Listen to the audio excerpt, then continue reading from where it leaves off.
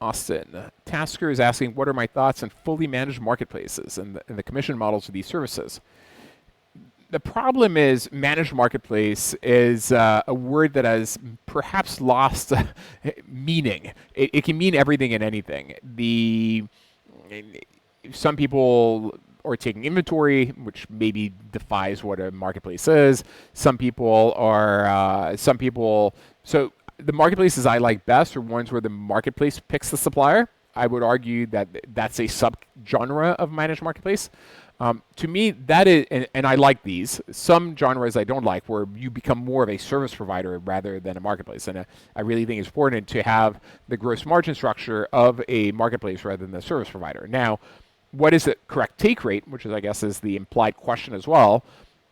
I think it depends. If you provide enough value, you can justify 50% or frankly more. But what your take rate is often not driven by how much value you're providing, but actually more by the elasticity of demand in your market, and actually often more the inelasticity of demand. So the way this is maybe a little bit too technical for this, but I'll try to simplify it as most as I can. The way I think through what the correct take rate is I look at the inelasticity of demand on the supply side. Sorry, on the demand side, the inelasticity of demand on the supply side.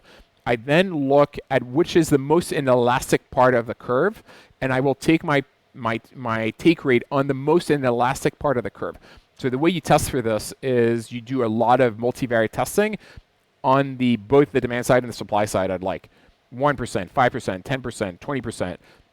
And in some cases, if think of like stock photography, where there's infinite suppliers, where the marginal revenue to any photographer, and there's millions of amateur photographers, and if they can make $1, they're happy. There, the marketplaces can take as high as 75%. But in some B2B marketplaces, where the margins are really tight, even 1% may be too much, and you may need to go for an alternative business model, maybe around factoring or maybe on a SaaS fee. So the business model really varies on the elasticity of demand and supply in your marketplace, and you should totally multivariate test before you actually figure it out. But especially in managed marketplaces, you provide a lot of value, where maybe there's a lot of opacity in the market. 50% does not strike me as crazy, actually. And in marketplaces where you're less involved, where you're maybe just a matcher between supply and demand, and you produce the norm is maybe more 10 to 20%. But again, this is one where the real answer is it depends, and you need to test and test.